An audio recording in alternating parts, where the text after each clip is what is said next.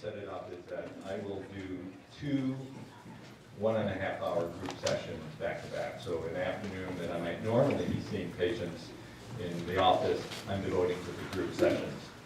And we started out just with about 3 patients per group until we kind of got the hang of it, then we started increasing. I think our largest group was 6 patients at a time. So if you do 6, and then the second group is 6, you've seen 10, 12 patients, which is about equal to what you might have done in terms of seeing patients in your clinic.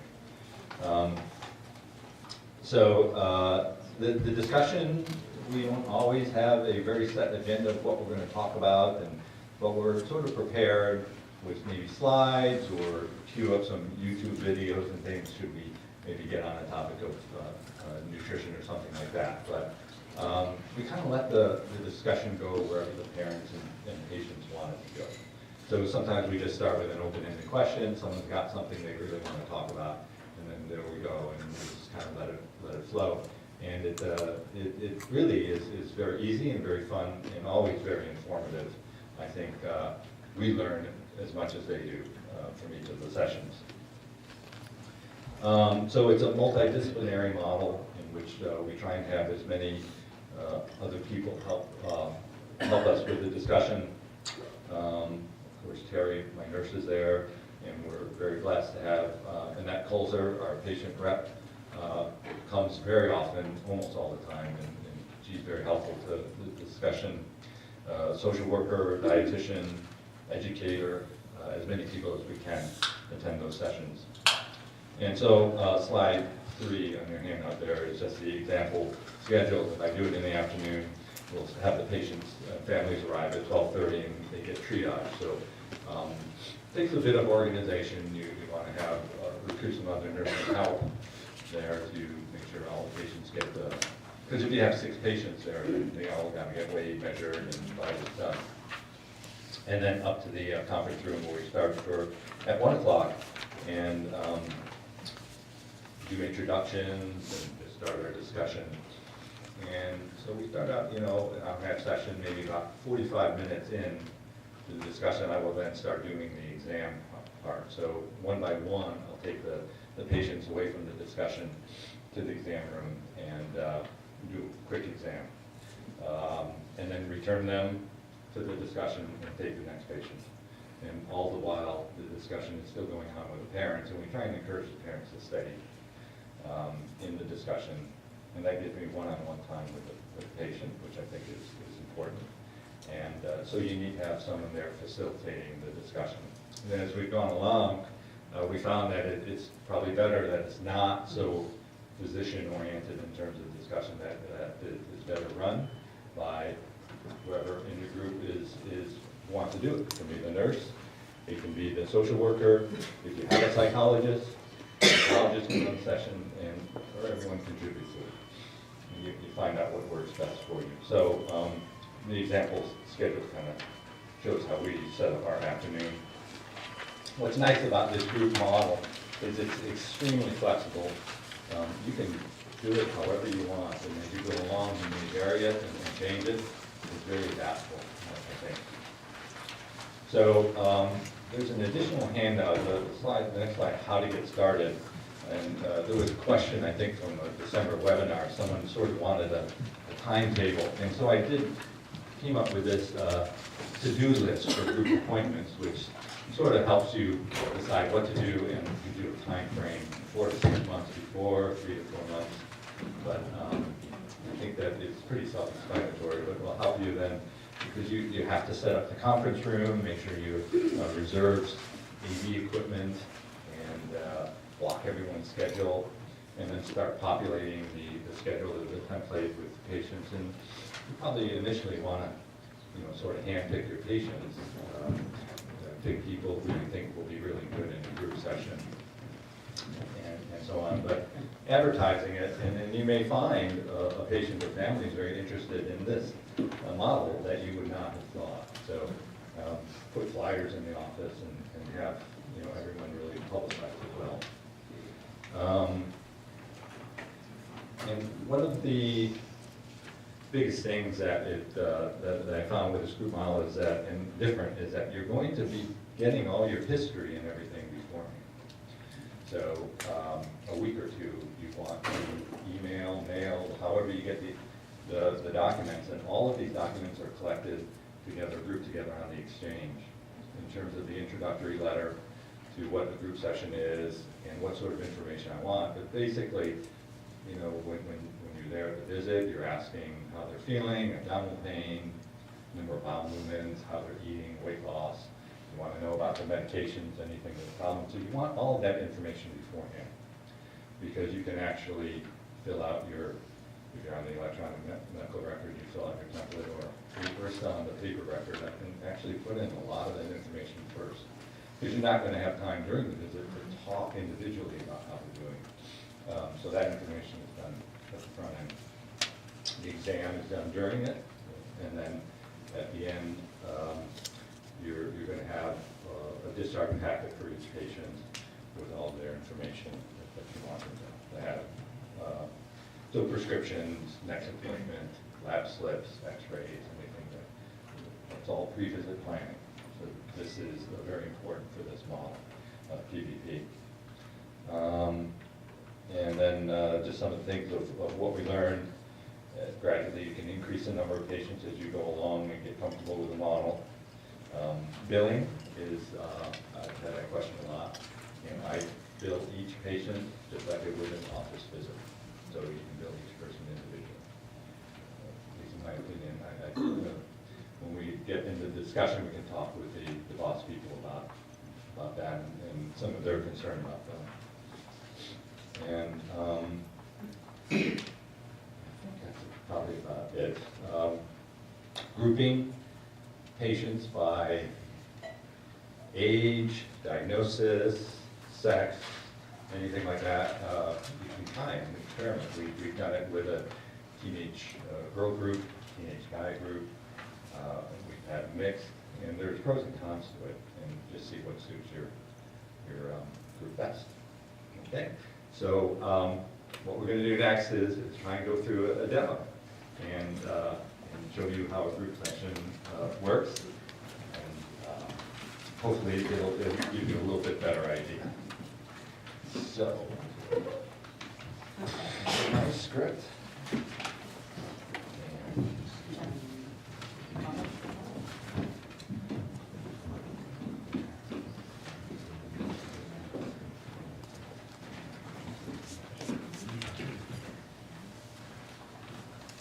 Is this on? Yeah. Sammy, why don't you come on with me? We're going to go get your vital signs, and I'm going to give you some paperwork about some things that you need to do, some things I want you to think about, and then I'll send you back out to the waiting room. You can take a moment, just look around, introduce yourself to anybody else that you see out there. Pretty much everybody is here for the same thing today, so maybe you'll get a chance to meet some other folks. So, I'm going to go through little steps, triaging, and then I'm going to send you back out the way. Jenny, come on back here and we'll get your vital signs done. And just look over your chart a little bit. Dr. Sue's already taken a look and see some things that you might need to do. So you're going to need to get your test scan, got some blood you need to get done today, and get you sent back out to the waiting room. Maybe you can just take a look around and introduce yourself to some folks out there. Everybody's here for that. So for the same thing. Want to get everybody triage, we'll get upstairs and join the group. Okay? And Colin, you can come on back. How are you, bud? Well, how are you? How's school going? Yeah? All right. Okay. Been doing anything fun? Good one recently, but nothing new. Okay. All right, well, let's get your vital signs and looked over your chart. It looks like you had your labs done already. Your PPD is good. Your hepatitis B is great. I don't think there's anything you're going to need. Just going to need to set up some more of those run days before you guys leave today, okay? And get back out in the waiting room. Make sure you introduce yourself to this really cute girl. I'm going to get everybody in just a minute, and we'll She does that for the record. All right, so everybody ready? We're going to go up and join the group. So come on in.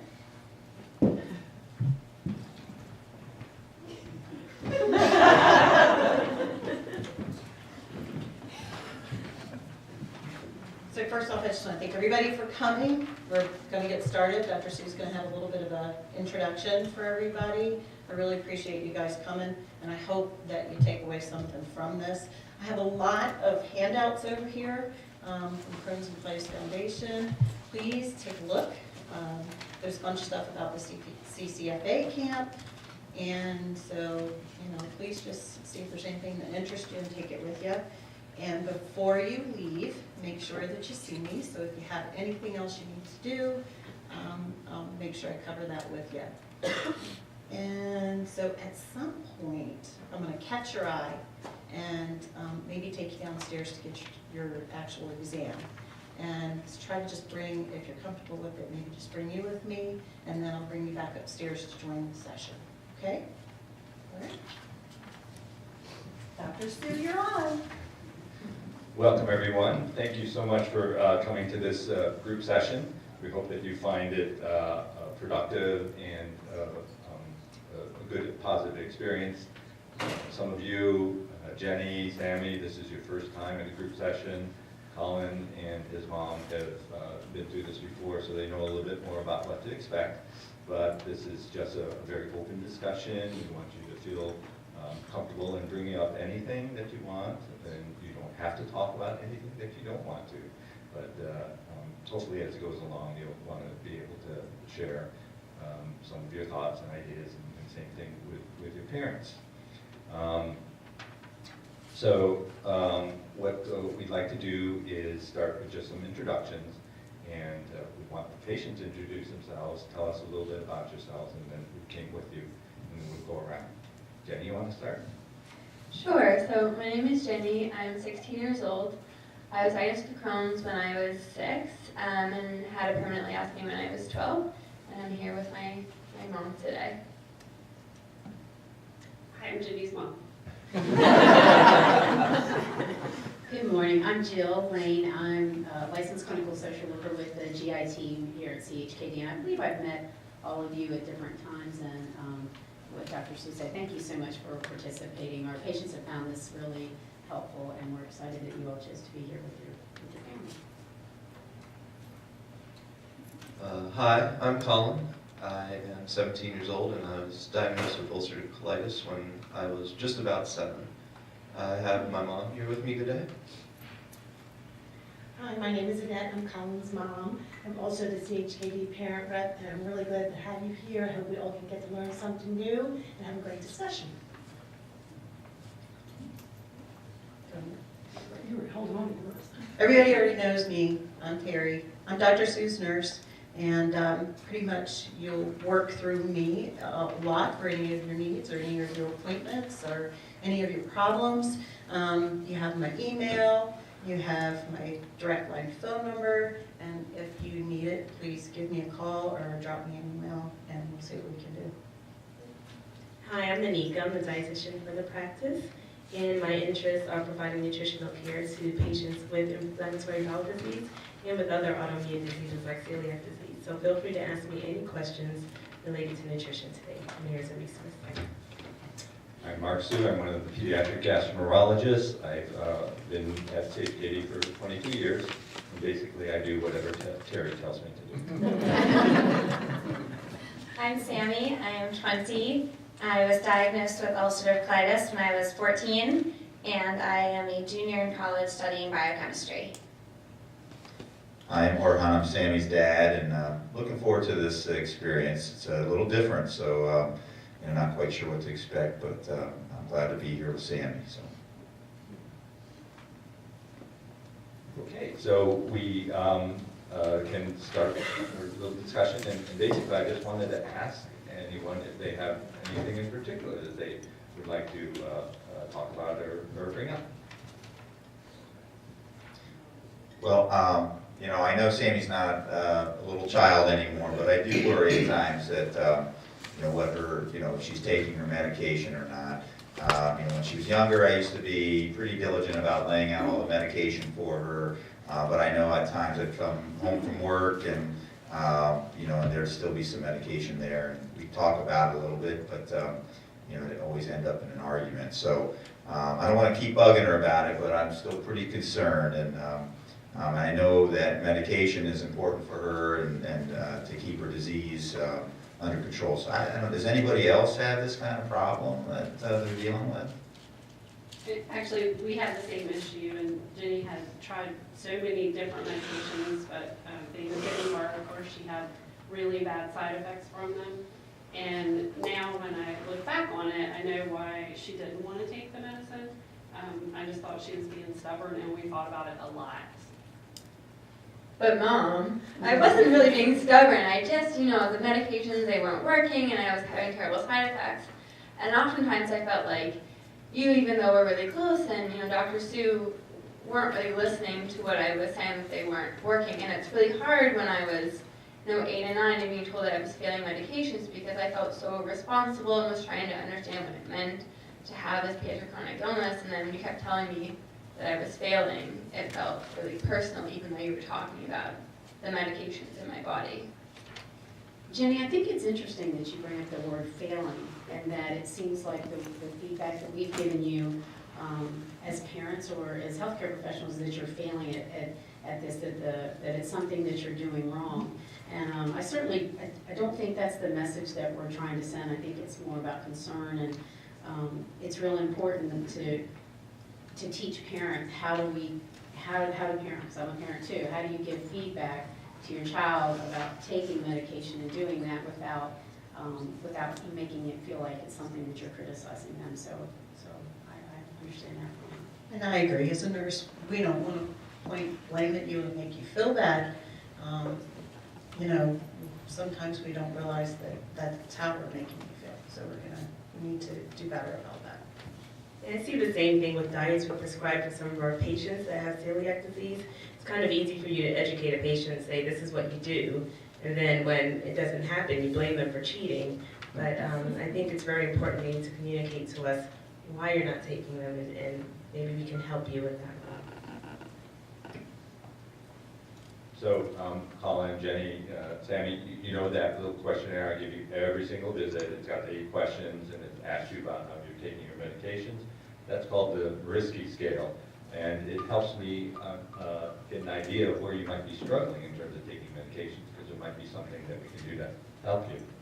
And Colin and Sammy, you also get a form that's called the PUCI form. That's a Pediatric Ulcerative Colitis Activity Index. That's also a scale, something that when you fill out, it helps me tell how well your disease is being controlled and where you might be able to intervene. Yeah, I think if I remember, that's also what I use when I'm having a flare-up. But I don't know, I really like that because, whenever I'm not doing well, or I can try to see why and what, if I'm getting better or getting worse. I don't know, I think I really like that. And Colin, I've also noticed that every time you come in, your risky scores are always very good, meaning that you do a really good job of taking your medications. And obviously some are struggling with that. Maybe you can share with the group what methods you do or how you stay really adherent to your medications.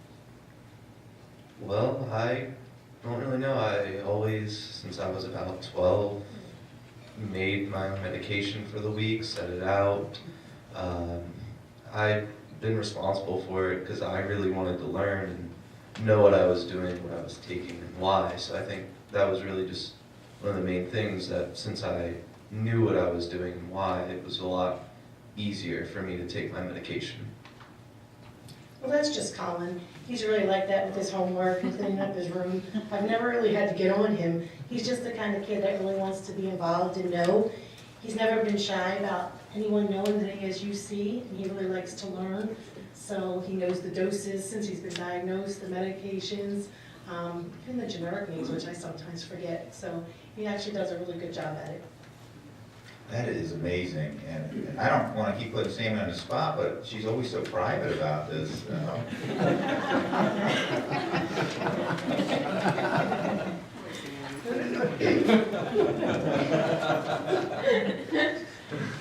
It was really hard for me when I was diagnosed because I was a freshman in high school and I was still having a lot of trouble finding my place and not really already feeling like I didn't necessarily belong in a place in my high school. And for me, came back from the hospital and came back to school, and there were so many rumors about why I'd been in the hospital.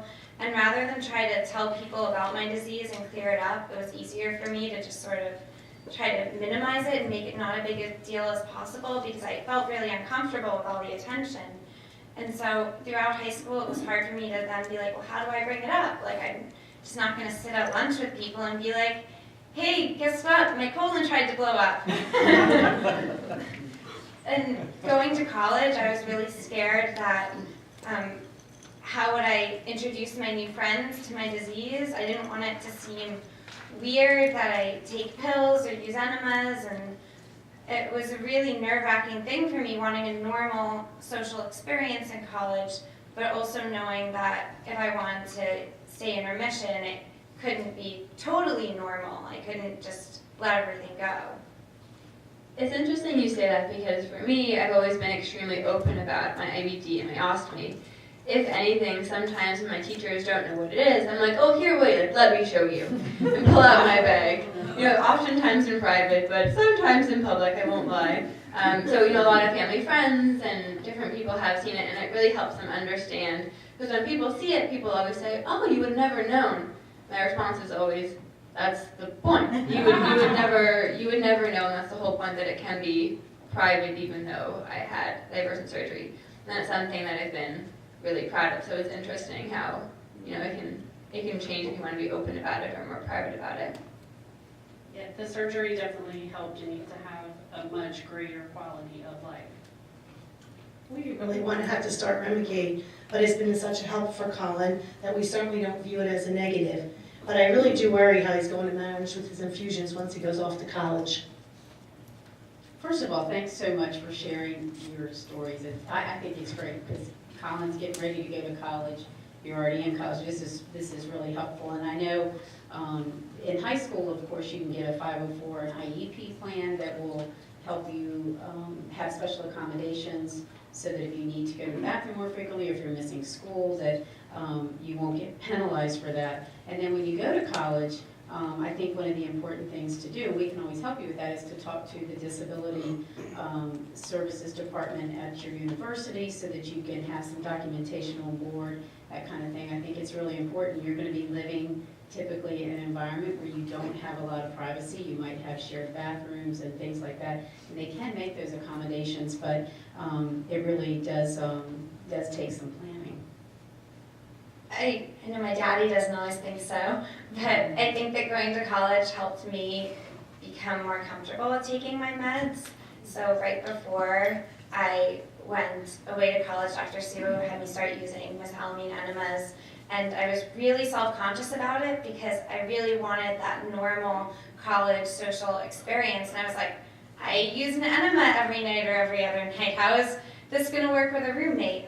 And I really liked how you, Dad, and you, Dr. Sue, supported me in my decision to have a double room, and we found ways together to make that work, where I was really self-conscious at first about talking to disability services, but because you respected my decision and let me try, then I felt empowered by being able to go to them and say, hey, can I have a room near a bathroom? Figuring out strategies with you about where to keep my enemas, where I would feel like there was still some privacy about it, while still being able to maintain a roommate situation. And I think that even made me more comfortable with taking my pills in front of friends at meals. It had a sort of domino effect for me. Great, Sammy. That's just fantastic information. I wanted to second what Jill said. I really appreciate you guys being so open and sharing your thoughts. And I think what you said, Sammy, is going to be very helpful for Colin and Jenny as they get ready for college, and maybe they had thought about these things, maybe not, but it's going to be really, I think your information and insight is going to be valuable to them. So what else? Is there anything else that you guys wanted to talk about today? Well, I do have some questions, but I want to say this has really been remarkable. I don't think I've had this open discussion, at least not recently. So I've learned a lot about Sammy that I didn't know about before, so I really appreciate this. This has been great, but not to change the topic here, but you know, I have heard about special diets being used for Crohn's disease in place of medication, and I thought that was kind of interesting, and so I didn't know, has anybody else been on these diets, or anybody else know about these diets? I think you're referring to enteral nutrition. So that's where we give you a specialized formula that provides 100% of your nutrition for a specific period of time. Now, some of our patients take this by mouth, and some aren't able to take in all of the formula by mouth. And in that event, we'll use an NG tube, which is a feeding tube, that we'll use to deliver the formula over time. And it's known to have very positive effects, has the same remission rates as steroids would have, but without the side effects. And it's known to promote growth in our children and just health overall, especially in the mucosal lining of your intestines. So we've done some studies related to this, and one of our other centers who's part of our collaborative in Improve Care Now, CHOP, has been very instrumental in helping to get us all on board with the enteral nutrition protocol. Yeah, a lot of our families would find this hard to accomplish at home, but that's what we're here for, to help you work your way through this and with whatever supplies and the skills that you're going to need to be able to do this at home. That's what will help you do. I don't know, I heard that like it's kind of weird and uncomfortable. I don't really know. I saw some people when I went to camp over the summer for Crohn's and colitis. I saw some people that they passed their own tube. I don't know if I could ever, but you know, I saw 7, 8-year-old kids doing it themselves, and they were pretty open about it. It didn't bother them, and I didn't think really anything of it. Well, actually, you're talking about passing your tubes, and I do it myself. And I remember at first my mom and I, Terry was showing us, how you do it. My mom was kind of freaking out, and I was like, oh no, but it's okay. And when you hit the gag reflex, that's kind of sometimes hard to push past. But even the fact that we know about, an 8 French tube is a good size. If a doctor brings in a 16 French, it's like, I don't think so. Give me a different one. But like, you have some sense of control, and it's really not that hard to do. And for a while, I was doing night feeds, and it was nice to be able to, drop the tube, run the feed, and then in the morning take it out and go to school without it. But I also really liked going to school with it, in the sense that, in combination with being really open about it, because we have invisible diseases, I found that having the 2 people were like, oh, like that's what that's for, because otherwise they can't really see that you're sick. But it was actually very easy to learn how to do it.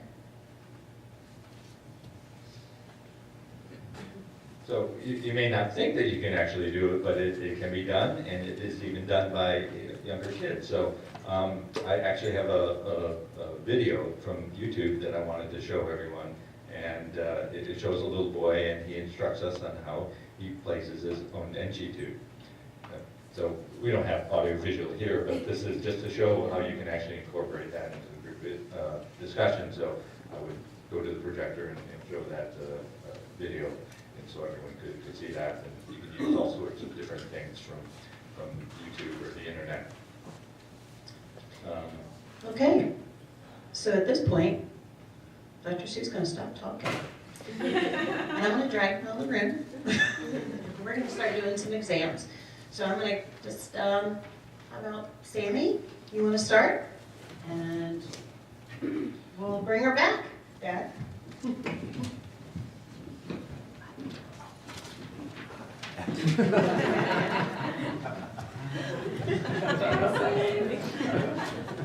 Hi, honey.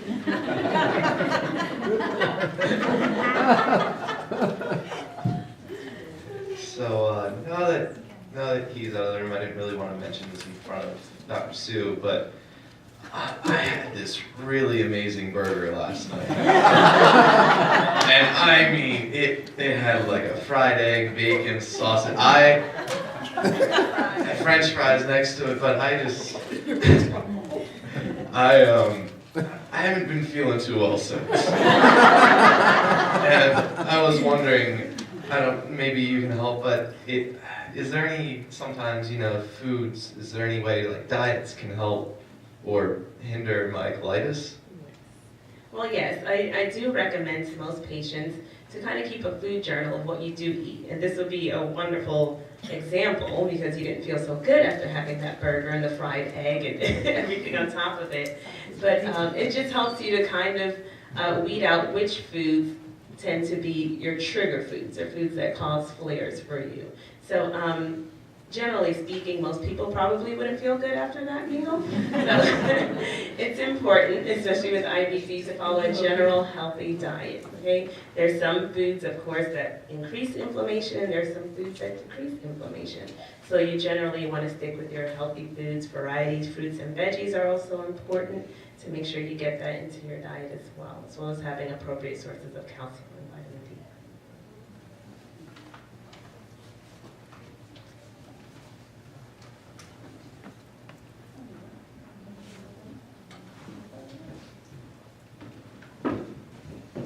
So at this point, I would come back and take either Jenny or Colin for the sake of a discussion, and we're probably running out of our lines of what to say. So, but they would continue the discussion. I would take each one out and do the exam and then bring them back. So, fast forward to the end of that. Well, that's about all the time that we have for this session. I hope that you found this to be useful and that you enjoyed it as much as we did. Thank you again for coming and participating in this. I think that this type of discussion helps bring our IT community closer together, which is one of the goals of what we want to do. And that you learn something that from each of the other families and patients that you'll find that may help you from day to day. We have a survey form that we'd like you to fill out because we're still learning about this model, this group model, and so your feedback would be very important. We don't want just the patients to fill it out, we want the parents, everyone to fill it out, because the more input we get, the more help we will get in terms of changing this model, doing some things differently, and making it even better. Also, before you leave, be sure that you pick up your discharge packet, because that has your next appointment, it has the prescriptions that you need filled, it has the basic instructions on what I want you guys to do between your next visit, and also a lab requisition to get labs done just prior to your next visit, and that way we'll have the results and have the information to make any type of changes. And just one other thing I just want to say, thank you for sharing all of your comments and feelings. Please respect others' privacy and maybe just keep that within this group. And you can talk in general about things, but please don't mention names or other specifics about people. And we look forward to seeing you guys next time. The experience I've had is that when Dr. Sue leaves the room, what Colin demonstrated is that we do hear a lot of different things. It's something about the physician being in the room sometimes. It's interesting. And also when, like for example, when Sammy left, sometimes the parents will speak more freely. They don't want to embarrass particularly their adolescent children. And so, or any kids, that's what we do, we embarrass our kids. But that sometimes you get additional information. And I have heard parents make the same comment that Sammy's dad made, that when they're sharing, they're saying, gosh, I didn't know he felt that way or she felt that way. And sometimes what they share with other people isn't things that they naturally talk about, on their own. So I think it's parents want to ask questions, but they don't want to get too annoying and too bothersome. And so it's nice when they can sit in the room and kind of hear other people bring that up. So the other thing I'd say is that this format of having in a circle really works well. We did one group session with rows, so people didn't face each other. And it was a lot more difficult to stimulate the conversation because when you're facing each other, you have that social pressure of feeling like you need to open up and speak. But in rows, it was difficult. So we always have additional handouts and information that might stimulate conversation, just in case we get a little lull. But most of us are pretty chatty in our group, so we don't have too much of a difficult time. But you don't want those awkward moments. So. Would you try next group visit to keep these 3 same kids together in the visit, or is it just random next time it might be 2 other kids with Colin? Typically, we've had like 6 sessions, and we've had one repeat of teenage boys. I mean, you can try to keep them together if it works. We had a girl session that was just teenage girls, and so truly, you know, down the road, they might be better in a situation like that. But the repeat session was really nice because Colin already knew those boys, and they already, you know, they knew him, so they walked in, and it was more like, you know, hey, like, what's going on, how was your 6 months, how was your game? It wasn't quiet beginnings and slow start, it was a quicker moving group. I have a question about, and doctors, you mentioned it at the end about the privacy of the members. That's a good question. That comes up every time we talk about this model. And I think Karen distributed various different models. Like this is called the DIGMA, drop-in group medical appointment. This was actually pioneered by a psychologist at Kaiser Permanente in the mid-90s or so. And there are other group models, and that's always a topic of discussion.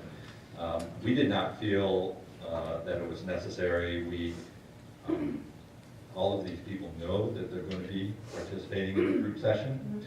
It is something they have agreed to do.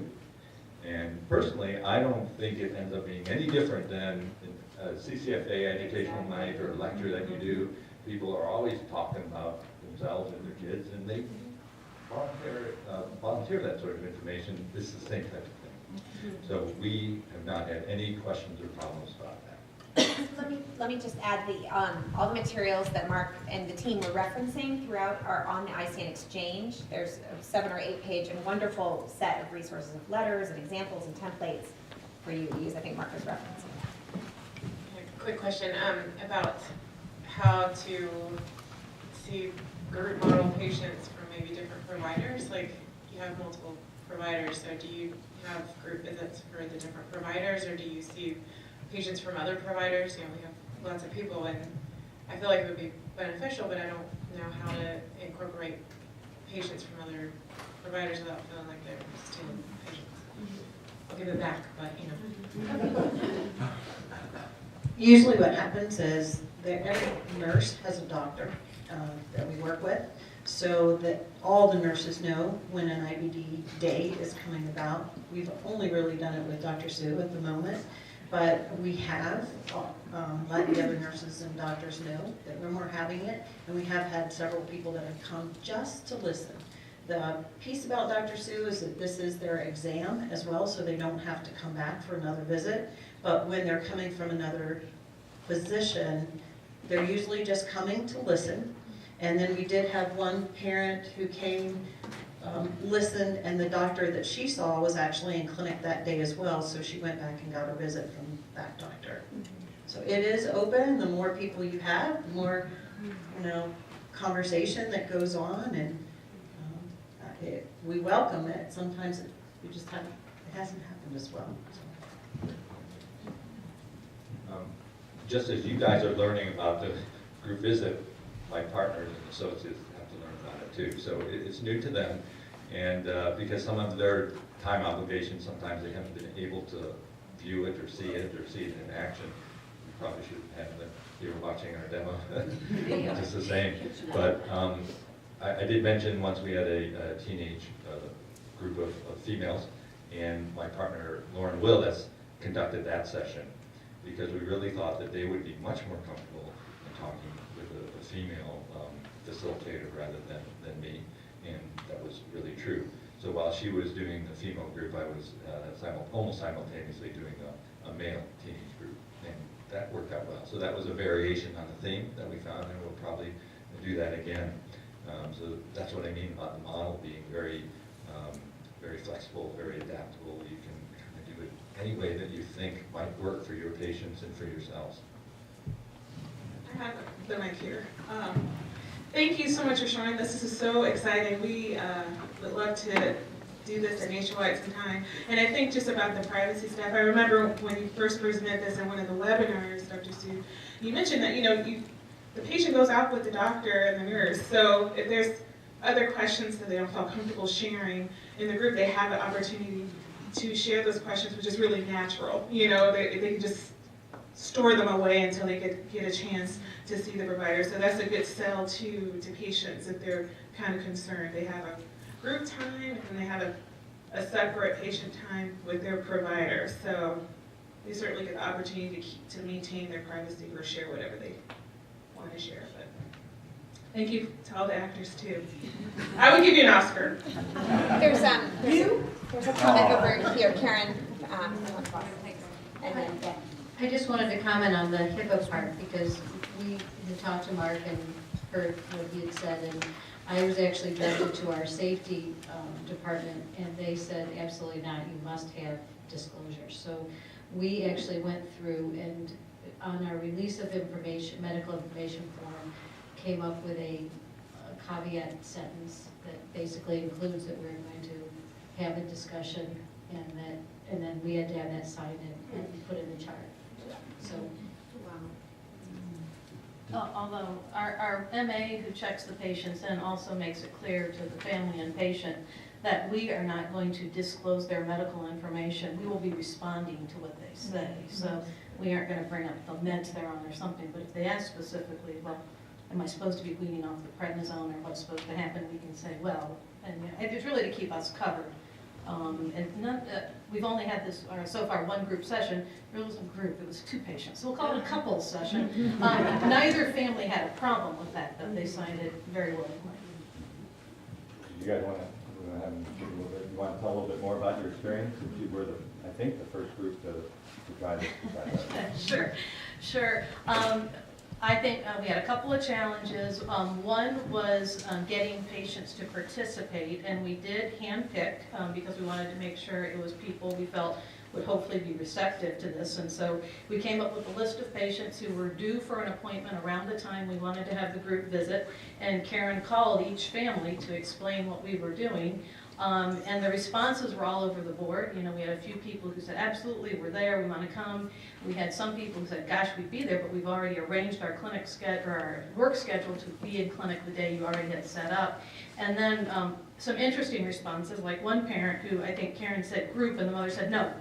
No. And so it was a very short phone call. One where the parent was interested but said, I do want to talk to my son first and see how he feels about it. She called back and said, he says this is creepy and he won't be there.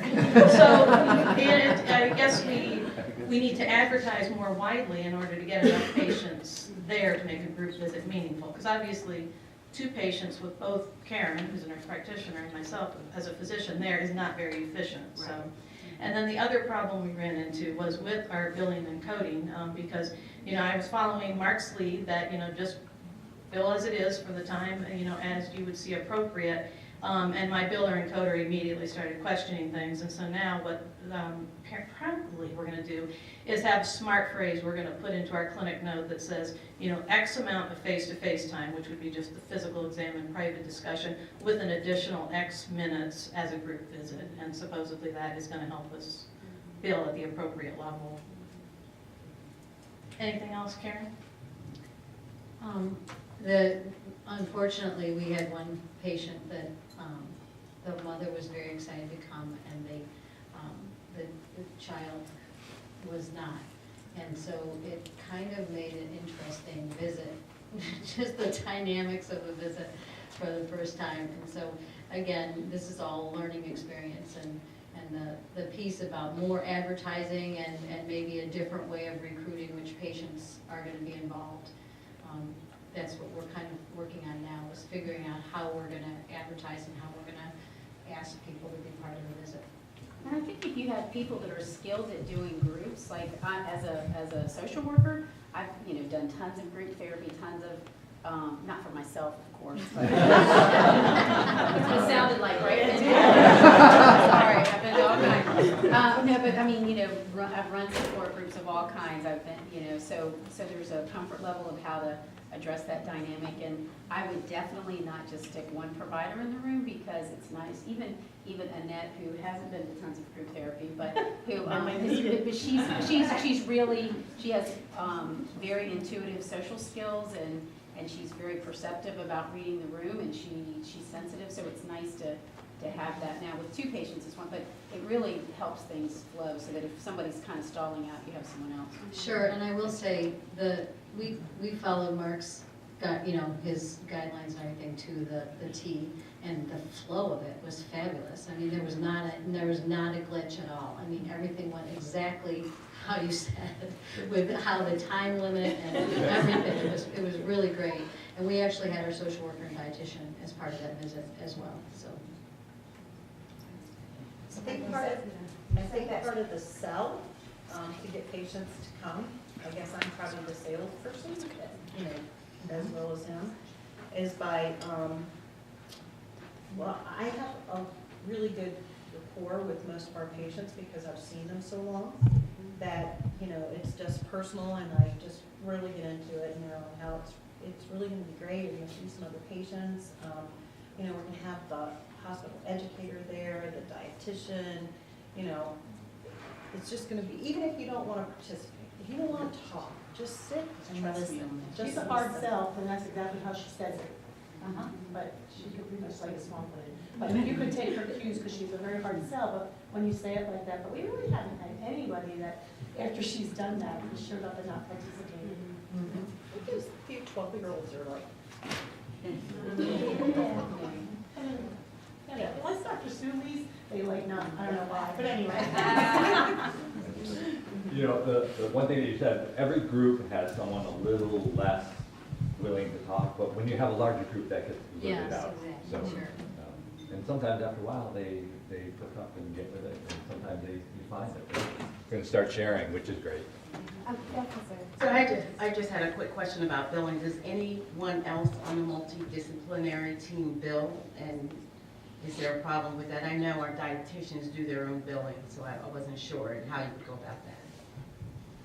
No, but I know that I worked in childhood obesity in our department, in our hospital before, and as a licensed clinical social worker, there are some billable codes. So if you have an LCSW or whatever the equivalent is in your state, that there are some group codes that you can do, because when I led the kind of psychoeducational type groups for obesity, I could bill. I had to do a progress note and some things, but I don't know if you have that person or access to that person. I could look up that, if you contact me, I can get those codes for you.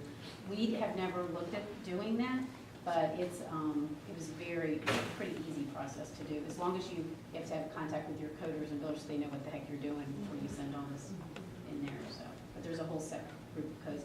And actually, the dietitian for the obesity program also would bill for group sessions too. So, that's something worth looking at. We've got here, then Ryan, and then Howard. So it sounds like you are fairly revenue, numbers, resource neutral with Yes. this. Okay, so your goal really is more about the quality of what the families are getting out of it? Is that correct? Yeah. And then the second piece of that question really is, do you or have you thought about using nurse practitioners or PAs in this process so that it maybe helps with access or something, so that you're doing a different way of presenting it? Yeah, just at our institution, our nurse practitioners, we don't have PAs, our nurse practitioners are not, really don't see IBD patients, so just the physician does, so that's when necessarily work. In terms of the social worker, the educator, they're all salary people, so they don't do their own billing, so we don't have a problem at our setup with that. All of the people, I don't think there is a single one that I've seen in the survey, the people who have gone through it, who haven't said they prefer this session and would come back to the group session over the traditional appointment. Almost every single one, there was one boy who said, no, thank you. Yeah. But, that's amazing, and we've done this for like a year now. They love this. And Now, one of the things, if you have multiple providers bill, then you may encounter multiple co-pays. So if she billed, I billed, Dr. Sue, and that's an issue too. So certainly families don't want to get their co-pays $20 and then they provide, it can be expensive. Yeah. That's one thing to consider, So I'm just wondering if you guys have had a situation where you've had to redirect or discourage some type of conversation or comments? Because I know at some CCFA, some people get on crazy tangents and you want to cut them off. I'm just wondering, since this is pretty personal, these are your patients, how does that work, or have you encountered that yet? We haven't encountered that yet. Wow. I know, I mean, I think the, you know, I think that the ideal goal of the group is that people kind of interact so that we kind of are sitting back and not doing that. So Sammy's dad's talking to Colin's mom, they're doing some back and forth. And I think that you may even see some other families would be like, whoa, what the, you know, come on, or something. But we haven't really seen that. I think, you know, but I think it would be easy enough to say things like, gosh, I'm a little uncomfortable with what you're sharing, and so I'm not sure, maybe that's something that, Sammy, you and I need to talk about outside of this, or we can see that. I mean, I think you just have to be, again, finding people that are skilled and comfortable with kind of doing that. But sometimes it's interesting that family members will do some of your work for you. Does that make sense? Really, we had this one time before Jill came on board with us, that Sammy's dad really monopolized the entire conversation. Sammy's dad. So we really just had to, I didn't have it laid back up at that moment, so I just said, you know, it sounds like you have some really great questions, but Dr. Sue's probably the best person for you. Right. And I just kept on talking, so, but now that we have Jill, I think that she really keeps the conversation directed, and she's really good with coming up with questions if we get just one stale second. So I don't think anybody else really has time to monopolize the conversation. But feeling comfortable saying, gosh, Sammy, you know, Sammy's dad, you've really shared some good information. I wonder what other people are thinking about what you're saying. How about if you take a moment and do you know those kinds of things? We do that to him in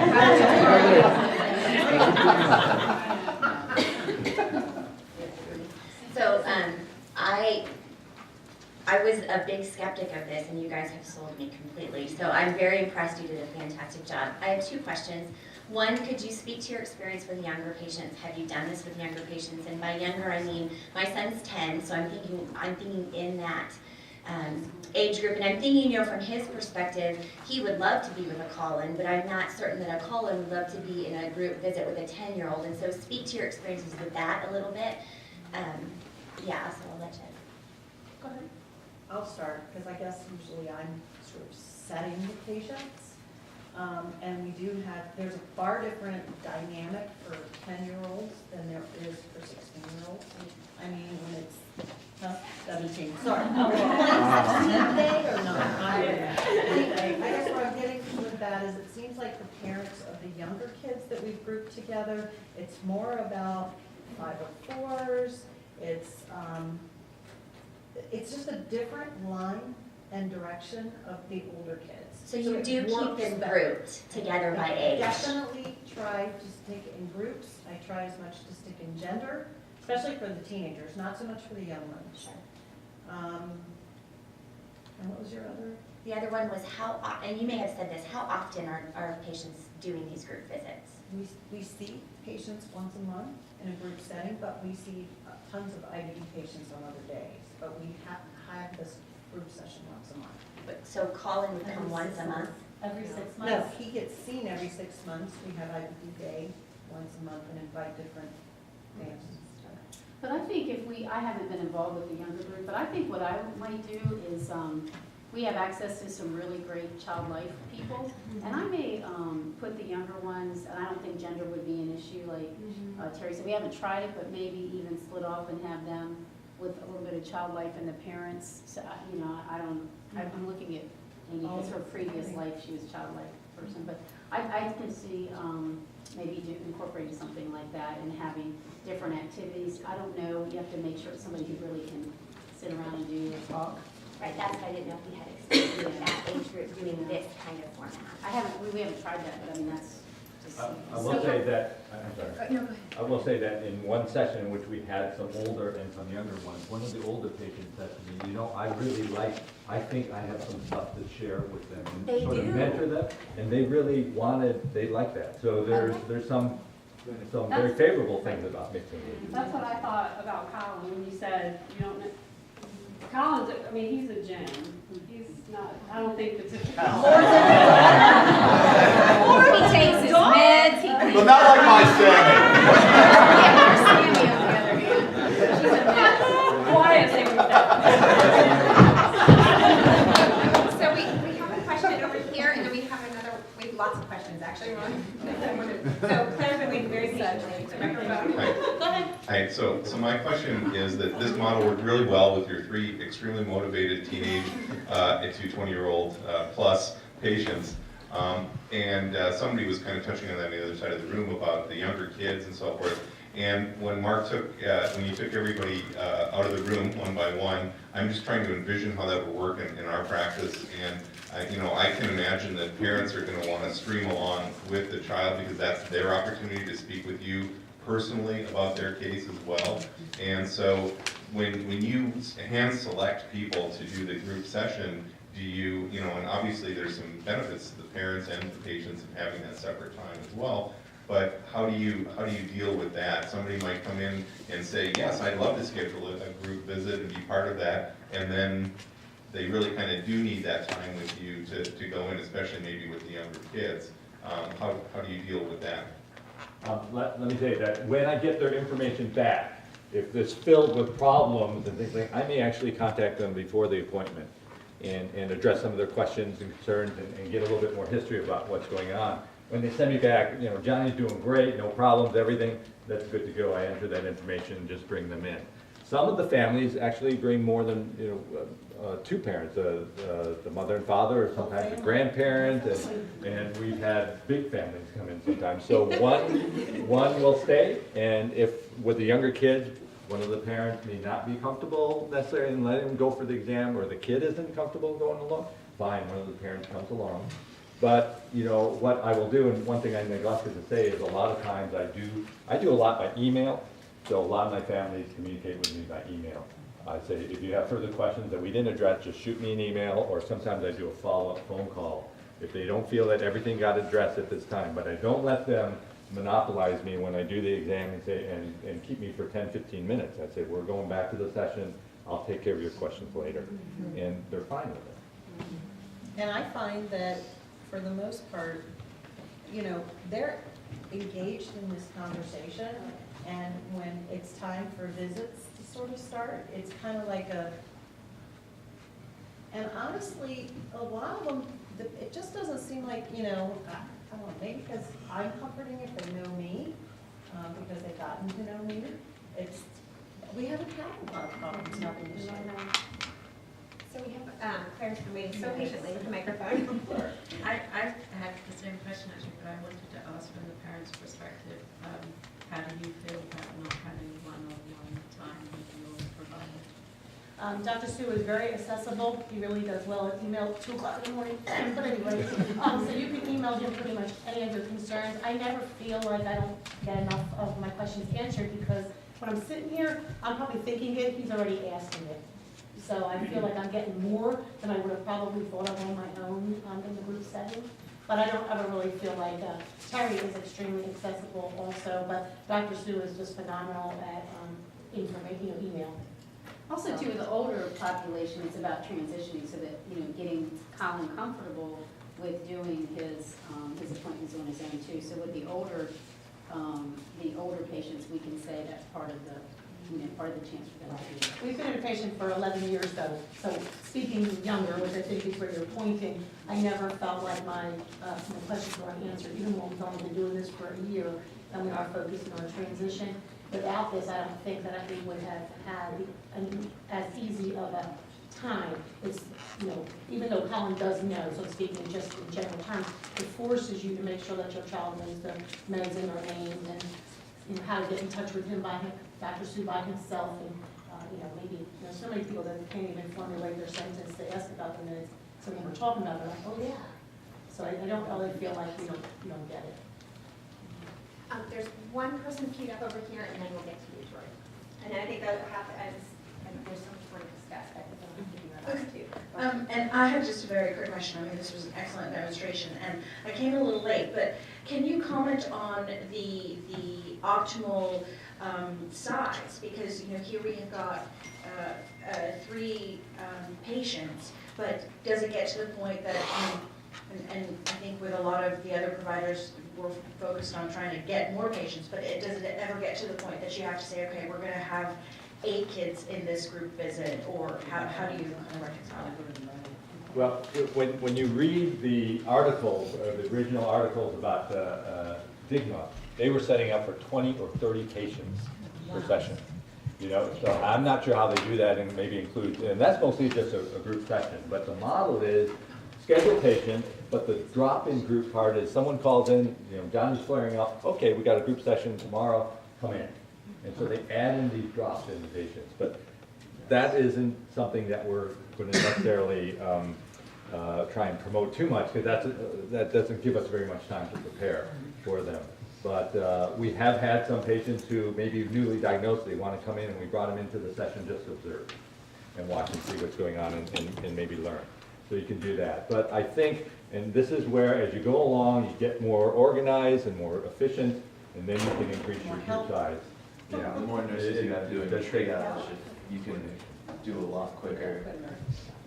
I think you over-invite because you don't want what they had, just two patients, like it's nicer in case people. But you haven't, in your experience, had a group that was just too large, and so you felt like that you couldn't either help redirect or patients or We've never and had families more weren't than having their 6. questions. No, 8. You're right. I'm sorry. The largest You're we've right, had is 8. Okay.